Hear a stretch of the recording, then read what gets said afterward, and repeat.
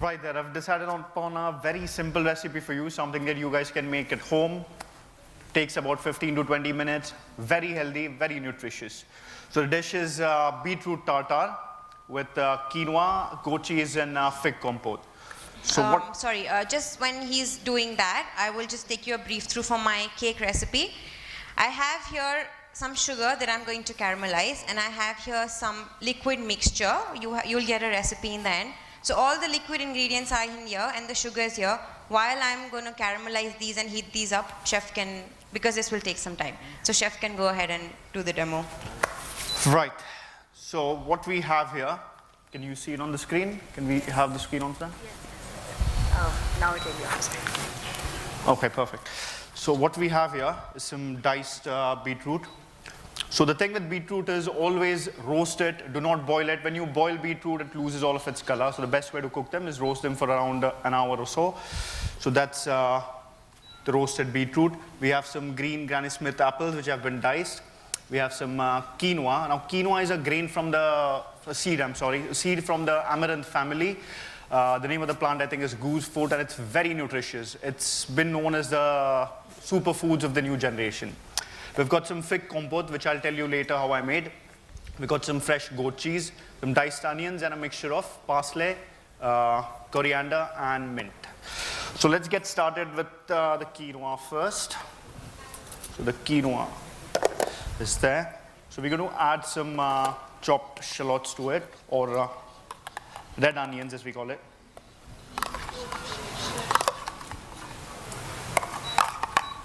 Another little tip is you always use a very sharp knife. It's not just because it's faster and easier. When you do that, the food doesn't oxidize. If you use a blunt knife, the food oxidizes and goes blacker pretty quick. So we're going to put the mixture of mint, parsley, and coriander in there.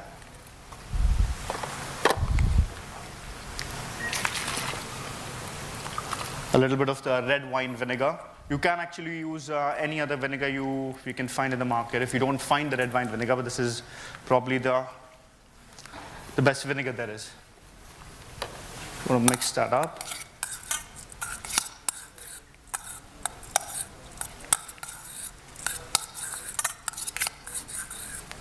We're going to season it a little bit with. Another question that a lot of people ask me is, Chef, why do you always season it from the very top? A lot of people have the habit of dropping the salt like that, but in that case, it never gets mixed up. So the minute the salt touches the food, it gets wet and probably gets stuck in one tiny clump, which you don't want. So you always season your food from the very top. We're adding a little bit of pepper here. Mix it nicely in and add some cumin powder there.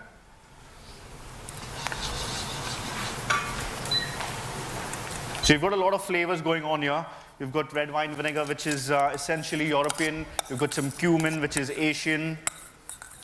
So this is more of a world dish rather than a European dish, I would say. Okay, so just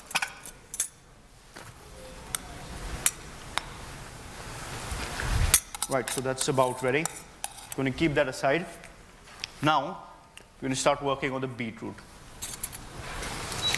So we get the diced beetroot in.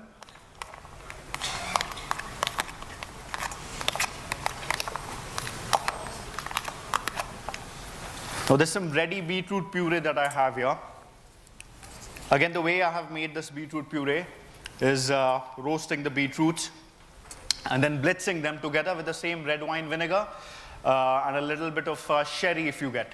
If you don't get sherry, you can always use red wine.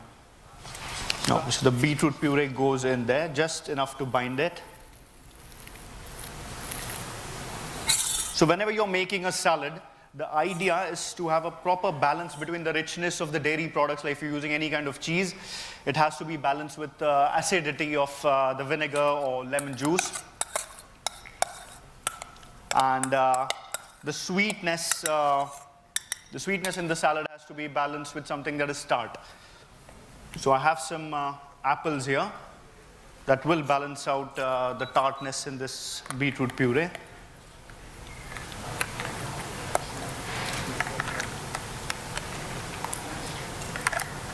So again, apples, when you dice something like apples or artichokes, always store them in water with a little bit of lemon juice.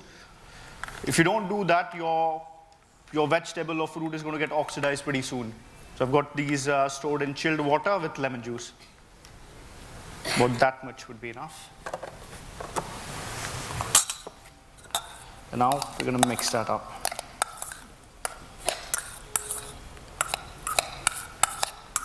In the meanwhile, over here, the caramel is nice and golden. I'm going to give it a little more color, and I'm going to cook both of these things together.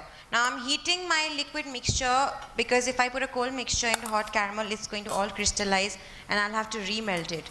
So in a hot caramel, I'm going to put a hot mixture so that it melts easily.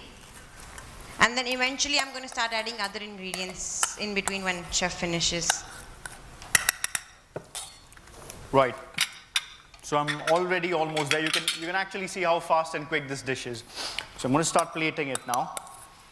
The first thing we'll do is put on the quinoa on this.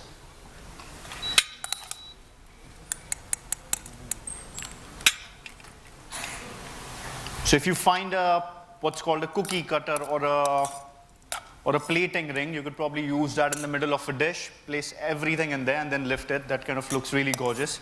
But since we were not able to get that, I'm using these spoons here, so you can do this as well.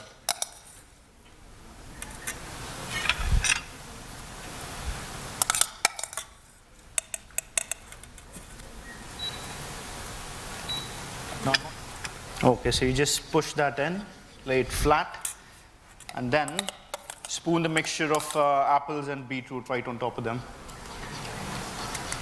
Okay, we're almost there. So next, I'm going to crumble a little bit of goat cheese on top and a tiny quenelle of fig compote. So quenelle is basically what I'll be showing you now. So this little trick in the hospitality business is called as a quenelle, which is very classically French. There.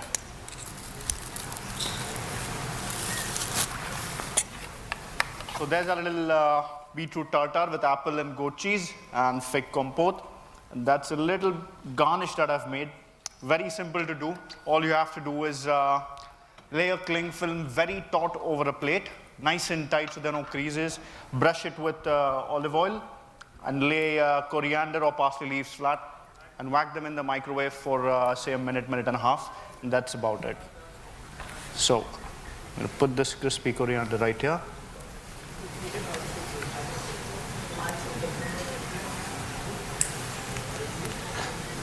And drizzle a little bit of extra virgin olive oil. And that's about it. Okay, so now we come back to the cake. We have a mixture of all the liquid ingredients alongside caramelized sugar. Chef, will you be I'll my be your assistant, sous chef? yes. Yeah. Thank you. Yeah. So in this, we are going to add our dry mix, which is, I've used rye flour, I've used regular flour, I've used some mixed spices like your cinnamon, star anise, nutmeg. There's a little bit of pepper and ginger powder as well. We are going to put that into this. You can also make this cake 100% gluten-free. You can replace the whole thing with various gluten-free flours, and then that's good if you have like some allergies or something.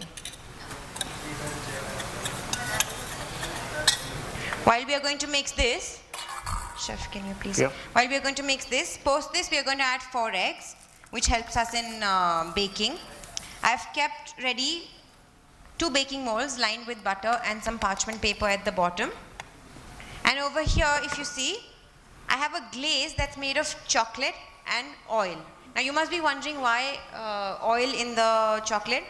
Now chocolate flavor is so strong, you're never going to feel there is oil in it. And oil is there just so that I add extra texture, and when I slice down my cake, the chocolate doesn't crackle up. It's going to be pretty soft. As you can see here, my cakes are already glazed with a similar one. So it's just a mixture of your chocolate and your oil. And in the same mixture, I'm going to add some nuts so that you get an extra crunch. My nuts are pre-toasted and there's no fixed quantity. If you like more nuts, feel free to add as many as you want, or you can just avoid them also. That's not a problem. In the cake mixture here, since it's an orange cake, we're going to add candied orange also. You can add some candied ginger if you like, prunes, cranberries, pistachios, whatever, it's your call totally. You can also make the same cake in a white chocolate format, like you can melt white chocolate, add some oil, and it's good like with a pistachio cake or a cranberry cake, you can make a white chocolate glaze. That option is always available. So my glaze is ready here, and my cake batter is ready here. We're going to pour this cake batter, bake it for like about 30 minutes at 180 degrees Celsius. We won't do it now. Unfortunately, we have a hindrance of an oven and things like that.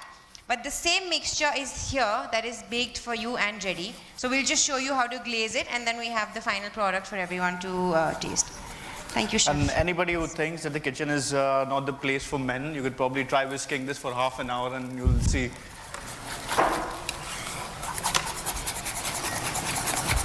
So we're going to add the eggs into this. That's how my cake mixture looks like. The reason why I did caramel was because of the caramel color. The sugar leaves a really nice dark brown color in the cake. So now about the glazing. I'm going to leave this here so everyone can have a good view. I keep a cooling rack at the bottom because my glaze is going to flow. I'm always going to ensure I have a clean tray because I want to reuse my glaze. Chef, spoon please. Yeah. I already have some extra oranges here for decoration, some pistachios and some, this is my secret recipe by the way. Not so secret anymore. So I'm just pouring generously all over until it covers all the sides. And this chocolate is eventually going to settle.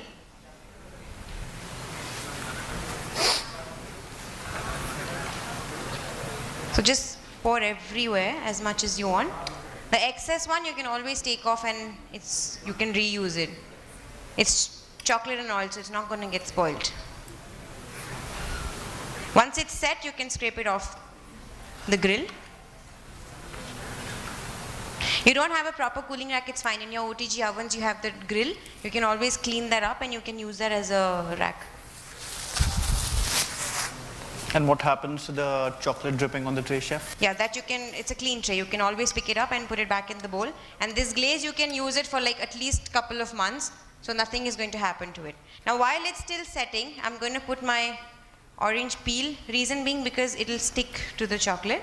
I don't want to put it later because it's not going to stay. So I'm putting some orange peel. I'm going to sprinkle some pistachios here. And even if they are falling down, it's okay. They're eventually going to mix in, so it's going to be okay. And I have my super precious gold leaf, which I like putting in everything, literally everything. So it's like the oh.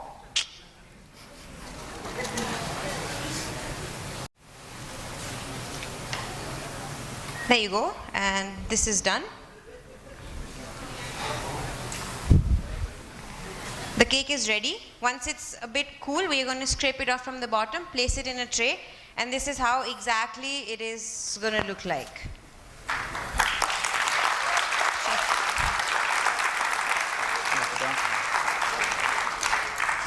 That is a little treat from our side to everyone.